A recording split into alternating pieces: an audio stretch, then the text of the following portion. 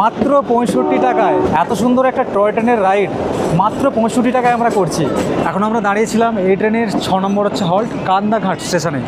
কান্দাঘাট খুবই সুন্দর একটা জায়গা, তার সাথে এখানে খাওয়া দাওয়ার প্রচুর ব্যবস্থা রয়েছে।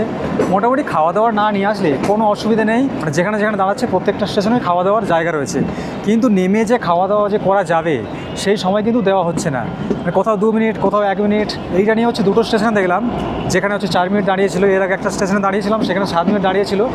এইটুকু টাইমের মধ্যেই যা করার করে নিতে হবে, সেটা খাওয়া দাওয়া হোক, ছবি নেওয়া হোক। আবার একটা টানেল আসছে দেখুন।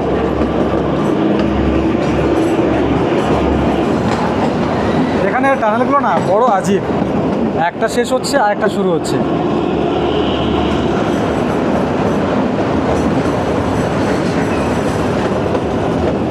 দেখেছেন তো কত সুন্দর। কিন্তু একটা জিনিস আমি গর্বের সঙ্গে বলতে পারি, আমাদের দার্জিলিং হিমালয়ান রেলওয়ে এবং এই যে সিমলা কালকা যে এই যে রেলওয়ে আছে না, আকাশ জমি তফাৎ।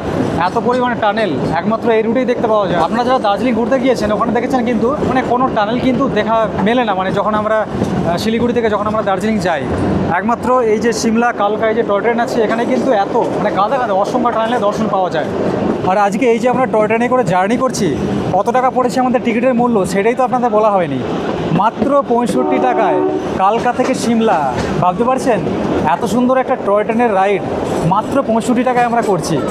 ফাইনালি এখন পৌঁছে গেলাম সিমলার টয় ট্রেনের স্টেশনে।